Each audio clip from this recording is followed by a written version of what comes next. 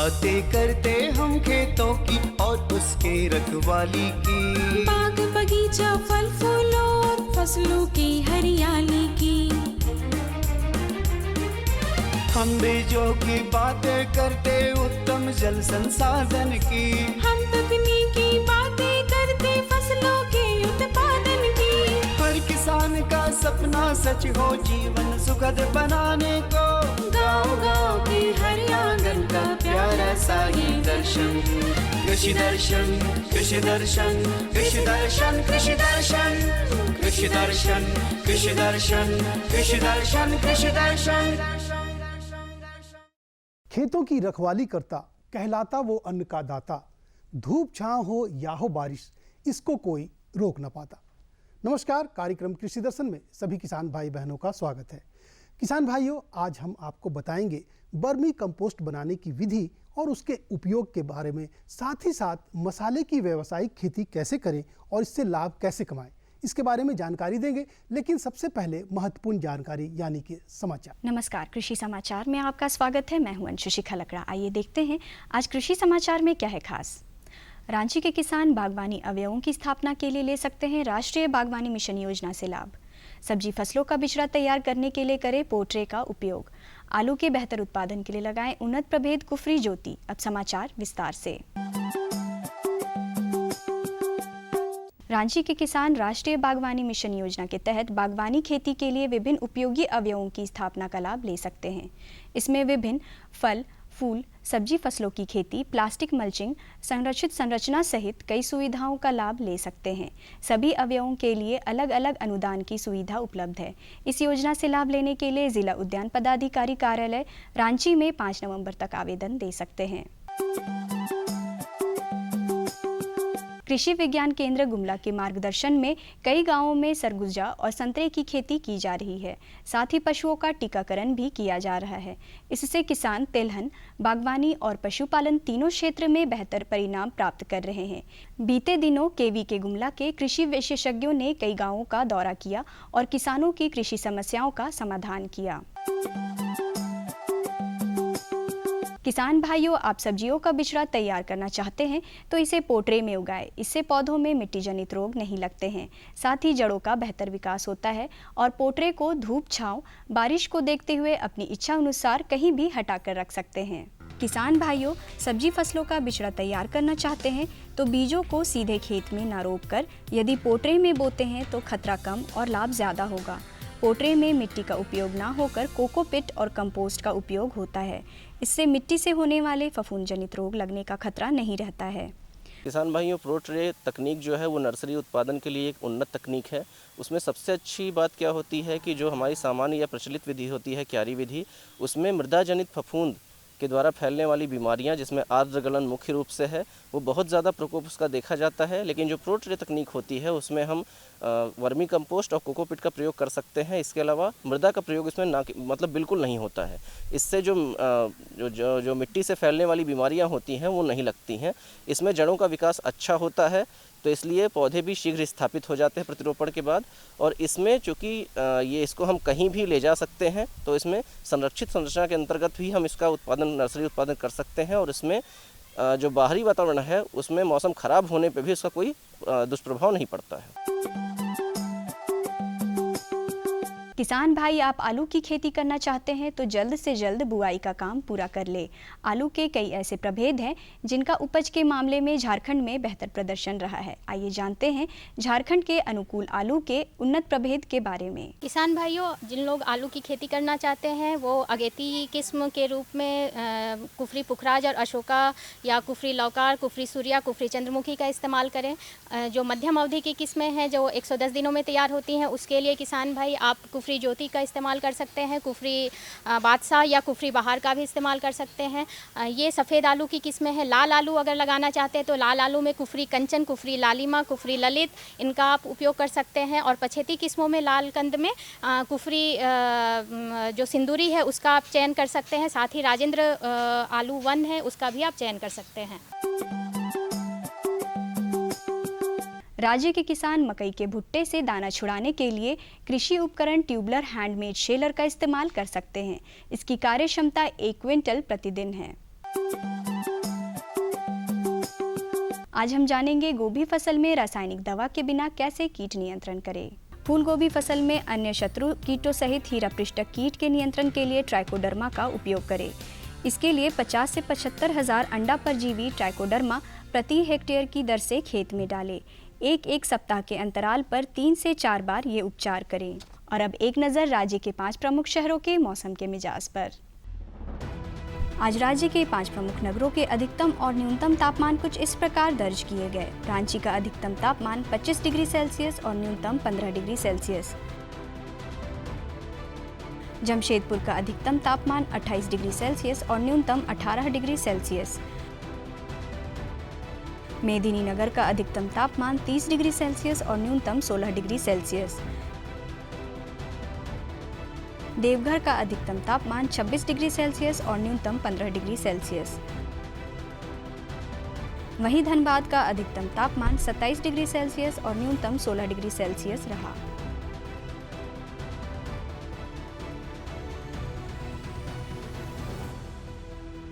कृषि समाचार में आज इतना ही। अगले दिन अगले अंक में फिर मुलाकात होगी कुछ ताज़ा तरीन खबरों के साथ। तब तक के लिए दीजिए इजाज़त। नमस्कार, जोहार। जैविक खाद में एक महत्वपूर्ण खाद है जिसे बर्मी कंपोस्ट कहते हैं और केचुआ खाद भी कहते हैं। तो केचुआ खाद का क्या क्या लाभ होता है, इसे कैसे बनाया जाता है, इसके बारे में हम आपको जानकारी दिलवाएंगे। बर्मी कंपोस्ट का अगर आप इस्तेमाल करते हैं तो आपकी मिट्टी की उर्वरा शक्ति बनी रहेगी, आपके जो फसल होंगे वो भी काफ़ी स्वादिष्ट होंगे। साथ ही साथ अगर आप बर्मी कंपोस्ट सिर्फ बनाते हैं तो लाखों कमा सकते हैं सिर्फ बर्मी कंपोस्ट को बेचकर। कैसे? तो चलिए अपने विशेषज्ञ के पास चलते हैं और ले लेते हैं ये जानकारी।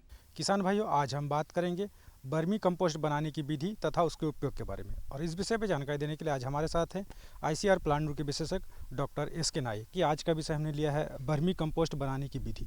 तो सबसे पहले आप हमारे किसान भाइयों को बताएं कि बर्मी कंपोस्ट है क्या और इसे कैसे तैयार किया जाता है। किसान भाई, बर्मी कंपोस्ट है, ये जैविक खाद में आता है, जो केचुआ खाद। और ये केचुआ जो होता है ना, केचुआ से ही बनता है। और जितना भी हम लोग के पास जो खरपतवार है, खरपतवार को ये केचुआ खाता है और उससे और ये खाद बनाते हैं। और किसान भाई, और किसान जैसे जैविक खाद में बहुत सारी खाद हैं और हम बताना चाहेंगे कि ये जो केचुआ खाद है सबसे उच्च कोटि ये जो है ना, उसमें पोषक तत्वों में काफ़ी ज़्यादा होते हैं। मतलब अगर हम गोबर खाद की तुलना करते हैं तो इससे 2 से 3 गुना इसमें हमारे पोषक तत्व होते हैं। आप बताएं कि इसके बनाने की विधि क्या है और बनाते समय हमारे किसान भाई कैसे, किस चीज़ का प्रयोग करके इसको तैयार करेंगे। बहुत ही अच्छा प्रश्न।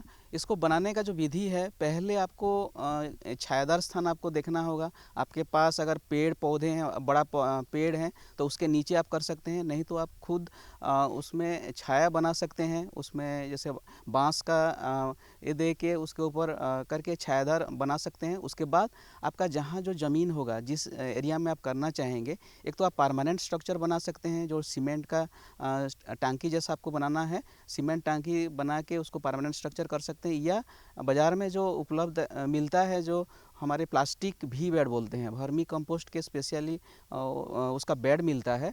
उसका लंबाई होता है, प्लास्टिक का जो लंबाई है 12 फीट का लंबाई होता है, 4 फीट का चौड़ाई होता है और 2 फीट का उसका हाइट होते हैं।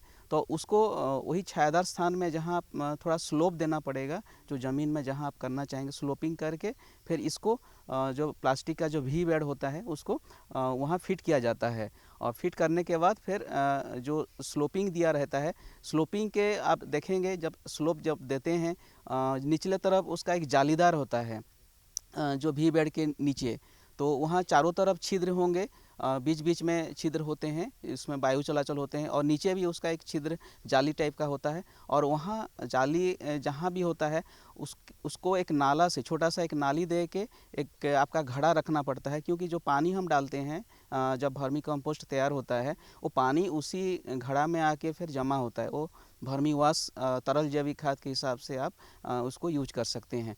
तो पहले आप जो भी बनाने से पहले आप क्या करेंगे, आपके पास जो भी खरपतवार हैं, जो भी आप वेजिटेबल का या फ्रूट्स का जो भी आपका छिलका या जो भी सूखा या कच्चा जो होते हैं उसको एक जगह आपको ढेर करके रखना है। जो छायादार स्थान में आपको ढेर बनाना होगा और उसको आपको सड़ाने के लिए जो भी हमें खरपतवार है जो मिलता है उसको सड़ाने के लिए हमें जो गोबर और पानी का एक घोल बनाना है। अगर अगर आप 1 केजी गोबर लेते हैं तो 5 लीटर पानी मिला के घोल बना लीजिए और उसी घोल को उसी ढेर के ऊपर में उसको डाल दीजिए और अच्छे से मिला लीजिए। और फिर इस ढेर को एक प्लास्टिक से ब्लैक काला वाला जो प्लास्टिक होता है उसके ऊपर उसको ढक दीजिए और 10 दिन या 15 दिन के अंतराल में इसको एक बार पलट दीजिए, मिला दीजिए। ये जो आपका जो ढेर होगा मिला दीजिए और 25 दिन में ये क्या होगा, आधा सड़ जाता है, मतलब पूरा सड़ता नहीं है, आधा जब सड़ जाता है फिर हम इसी को लेके हम जो हमारे पास जो प्लास्टिक का वी बेड होगा या आप जो प्लास्टिक टांकी जो बनाए हुए सीमेंट का जो टांकी उसका भी डायमेंशन वही है, 12 फीट का लंबाई रख सकते हैं, 4 फीट का चौड़ाई और हाइट मैक्सिमम आपको 2 से 2.5 फीट, उससे ज़्यादा मत कीजिए क्योंकि ज़्यादा हाइट रखेंगे तो फिर उसमें वायु चलाचल नहीं होगा, उसमें खाद अच्छे से नहीं बन पाता है। तो वो जो टांकी या आपके पास जो वी बेड होता है प्लास्टिक का, उसी में जो हमारा जो आधा सड़ा होगा खरपतवार है उसी को उसमें फिलअप कर दीजिए। जब फिलअप करेंगे जैसे पूरा उसको भर दीजिए, टांकी के जितना भी है उसके ऊपर जब ख़त्म हो जाएगा, भरनी ख़त्म हो जाएगा, फिर उसमें केचुआ, जो लाल वाला केचुआ आता है, जो केचुआ खाद बनता है, उसका नाम है आइसिनिया फोइटिडा, वो आपको उसी में डालना पड़ेगा। और इसका मात्रा जब डालते हैं, अगर आपके पास अगर एरिया है, अगर 1 मीटर बाय 1 मीटर एरिया है, ऊपर का मैं बोल रहा हूँ, हाइट का कोई उसमें नहीं है, अंतर होता है, तो आप ऊपर का ले लीजिए 1 मीटर बाय 1 मीटर में, तो मिनिमम 2000 उसमें केचुआ छोड़ना है 1 मीटर स्क्वायर एरिया में, 1 मीटर बाय 1 मीटर एरिया में 2000 केचुआ आपको छोड़ना है। तो आपका अगर जितना भी एरिया है, अगर हम कैलकुलेट कर लेंगे कि आपका कितना लंबाई और कितना चौड़ाई है, अगर कितना मीटर स्क्वायर हो रहा है, तो उतना गुणन मतलब 2000 करके आपको डालना है, केचुआ डालना है। जब केचुआ डालेंगे तो चारों तरफ उसमें मिला के हाथ से ये करके डालना है। और फिर जब डालने के बाद जूट का जो भीगा हुआ बोरा आपको भिगा दीजिए, जो बोरा है, और उसको ढक दीजिए, मतलब कवर कर दीजिए पूरे एरिया को, जहाँ भी आप वर्मी कंपोस्ट जिसमें सीमेंट टंकी या प्लास्टिक का जो भी बेड है उसके ऊपर कवर कर दीजिए। और फिर हर हफ्ते आपको पानी डालना ज़रूरी है इसमें, ऊपर में धीरे धीरे करके पानी जो कैन होता है छोटा छोटा, मतलब ज़्यादा फोर्स में पानी नहीं डालना है, जो छिद्र वाला जो पानी डालने वाला जो आपके पास इक्विपमेंट होता है उसी में पानी भर के उसमें डालते रहिए हर हफ्ते। लेकिन बरसात के समय उसमें कम पानी चाहिए, आपको नमी देख लेना है। अगर हाथ में एक मुट्ठी करके ले लीजिए आपको जो खरपतवार है, और ऐसे मुट्ठी करेंगे तो एक ड्रॉप जैसे पानी अगर आ जाता है तो ये सफिशिएंट मात्रा है कि पहचान के लिए, मतलब उतना नमी होना चाहिए। अगर पूरा सूखा है तो फिर पानी आपको डालना है बरसात के समय। और जो हम एक्सेस जो पानी डालते हैं, मैंने बताया था कि जो नीचे उसका एक छिद्र होते हैं, जो जाली टाइप का जो छिद्र है, उसमें जो एक्सेस पानी है वो उसमें घुलनशील होकर जो भी केचुआ खाने के टाइम में जितना उसका जो जैविक विघटन होता है और उसके साथ घुलनशील हो जाता है पोषक तत्व, विटामिन्स, मिनरल्स, ये पानी में घोल के उसमें फिर घड़ा में जाके उसमें स्टोर होता है, वो वर्मीवाश हम बोलते हैं। और वर्मीवाश एक बहुत अच्छा तरल जैविक खाद है, और इस तरल जैविक खाद को आप खेत में डाल सकते हैं, सब्जी में, पौधे जो भी आपके पास है सभी में आप डाल सकते हैं, लेकिन उसमें पानी मिला के आपको डालना है, डायरेक्ट वर्मीवाश को नहीं डालना है। अगर 1 लीटर आपके पास वर्मीवाश है तो उसमें आपको 10 लीटर पानी मिला के आपको छिड़काव करना है। एक चीज़ है कि जो मैंने न्यूट्रिएंट जो पोषक तत्व है इसमें अगर बात करते हैं तो पोषक तत्व इसमें काफ़ी मात्रा में 1.2% उसमें नाइट्रोजन की मात्रा होते हैं, और फास्फोरस की मात्रा उसमें 0.5% होते हैं, और ये पोटास की मात्रा 0.8 से लेके 1% उसमें जो पोटासियम होते हैं। तो ये जो पोषक तत्व काफ़ी घुलनशील रहते हैं, और ये अगर आप उसमें डालते हैं, स्प्रे करते हैं, तो जो बढ़ोतरी होता है उसमें ईल्ड में काफ़ी उसमें बढ़ोतरी हो जाता है। अगर हम बात करते हैं जैसे जैविक खेती खाली करते हैं किसान भाई लोग, ये दोनों अगर हम वर्मीवाश और ये जो जैविक खाद जैसे है वर्मी कंपोस्ट जब डालते हैं, दोनों इंटरवल में, पहले 22 साल में आपको जैसे कंपोस्ट डालते हैं उसका जो जैविक खाद होता है जो वर्मी कंपोस्ट होता है, और उसमें जैसे टॉप ड्रेसिंग जो बोलते हैं, मतलब 15 दिन या 20 दिन अंतराल में जब डालेंगे तो उसमें वर्मीवाश डालते हैं। तो ये दोनों मिला के और डालते हैं तो उसमें बढ़ोतरी काफ़ी होता है। तो साहब आप हमारे इस कार्यक्रम में अच्छी जानकारी दी, इसके लिए आपका बहुत बहुत धन्यवाद। धन्यवाद। किसान भाइयों, झारखंड के परिवेश में अब मसाले की भी खेती शुरू कर दी गई है और बहुत सारे किसान इसकी खेती कर रहे हैं। और बहुत सारे किसान जानना चाहते हैं कि इसकी खेती की शुरुआत कैसे किए जाए, इससे क्या लाभ होगा, इसकी व्यावसायिक खेती कैसे हो।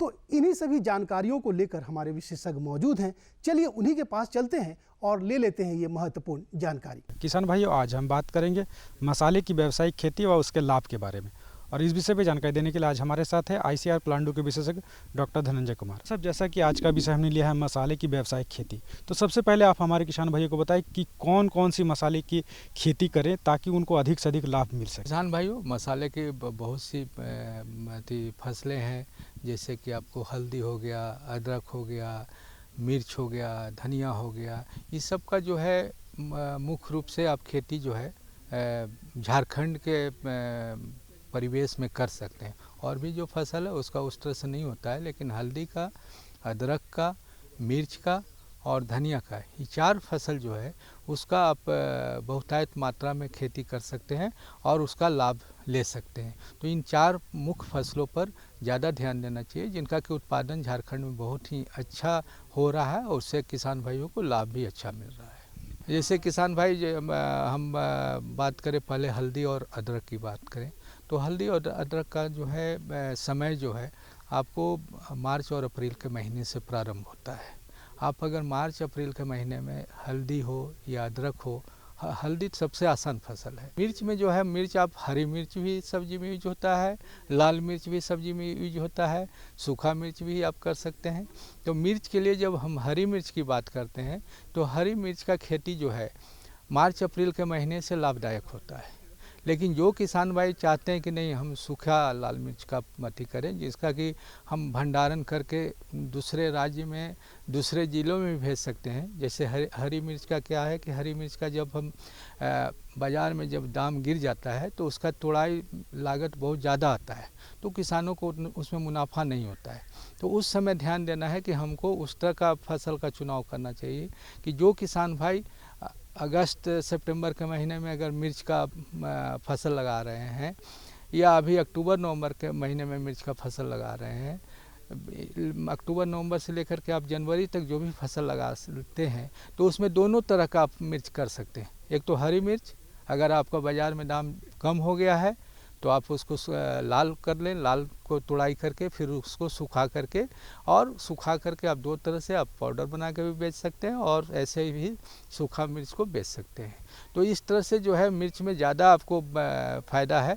और पूरे वर्ष जो है मिर्च की खेती जो है झारखंड में जो है किया जा सकता है और इससे अच्छा मुनाफा प्राप्त किया जा सकता है। उसके अलावा है धनिया। धनिया जो है आपको सालों भर इसका मांग रहता है। धनिया का भी पत्ती जो है बरसात के दिनों में, गर्मी के दिनों में जो है हरी पत्ती का मांग ज़्यादा रहता है, तो उस समय जो है आप हरी धनिया का उत्पादन करें। और जैसे ही जाड़ा के दिन आता है तो उस समय जो है मांग कम हो जाता है, बाज़ार में ज़्यादा आ जाता है, तो उतना ज़्यादा आपको मुनाफा नहीं मिल पाता है। तो उस समय अगर धनिया के फसल को आप छोड़ देते हैं अपने खेत में, और उससे जब फूल और फल आएगा तो उससे जो धनिया आपको निकलेगा उसको जो है सुखा करके अगर आप करते हैं तो उसका भी मसाला में प्रयोग होता है। उस तरह से जो है आप बाज़ार में जो है इसका बिक्री कर सकते हैं। इसके अलावा हमारे किसान भाई और किन मसाला सब्जियों का खेती करके अधिक से अधिक मुनाफा ले? देखिए, मुख्य रूप से तो क्योंकि जो भी है मुख्य फसल जो है जिसमें कि किसान को ज़्यादा मुनाफा हो सकता है, तो झारखंड के परिवेश में जो है मिर्च सबसे उपयुक्त है, हल्दी सबसे उपयुक्त है, अदरक उपयुक्त है, धनिया उपयुक्त है। इन्हीं, और तो वैसे आप देखेंगे हमारे अनुसंधान के में जो है आम का बागीचा लगा हुआ है, तो उसमें काली मिर्च का भी खेती हो रहा है। लेकिन जो किसान भाई के पास उस तरह का है, आम का बाग है, उसमें वो कर सकते हैं, काली मिर्च का भी खेती कर सकते हैं। हमारे यहाँ उसका पौधा भी उपलब्ध है, लेकिन उसमें समय ज़्यादा लगता है, क्योंकि पहले तो आपका बागान तैयार होगा, फिर उसमें जो है काली मिर्च की रोपाई करने के बाद 6 से 7 साल के बाद जो है आपको तुड़ाई प्रारंभ होता है। तो वह जो है उस तरह का छायादार पौधा, जैसे कि यहाँ पर जो है हम लोग जो है आम के बाग में करके देखे हैं कि अच्छा मतलब उससे उत्पादन मिल रहा है, लेकिन उसमें समय ज़्यादा लगता है। तो जो किसान भाई जिनके पास की आम का बाग लगा हुआ है, पहले वो बीच में जो खाली जगह है उसमें हल्दी और अदरक लगा सकते हैं, और उसके साथ साथ जो है आम का जो पेड़ है जब छायादार हो जाए तो उसके पेड़ के जड़ के पास जो है एक काली मिर्च का पौधा जो है लगा दें, और 5 से 6 साल 7 साल में जो है उससे भी उत्पादन प्रारंभ हो जाएगा। तो आम से भी उत्पादन मिलेगा, साथ साथ उसी पौधा के ऊपर काली मिर्च भी चढ़ करके उससे फल देगा। तो काली मिर्च का बाज़ार में मांग ज़्यादा है और उसका जो है रेट भी बाज़ार में ज़्यादा है, तो उसका भी उत्पादन आप कर सकते हैं। डॉक्टर साहब, आप हमारे इस कार्यक्रम में और इतनी अच्छी जानकारी दी, इसके लिए आपका बहुत बहुत धन्यवाद। किसान भाइयों नमस्कार। किसान भाइयों, हमें उम्मीद है कि आपको सभी जानकारी जो है काफ़ी अच्छी लगी होगी। हम उम्मीद करते हैं हमारी मेहनत तभी कामयाब होगी जब आप इस पर अमल करेंगे। मुझे उम्मीद है कि आप इस पर अमल करेंगे और काफ़ी मुनाफा भी कमाएंगे।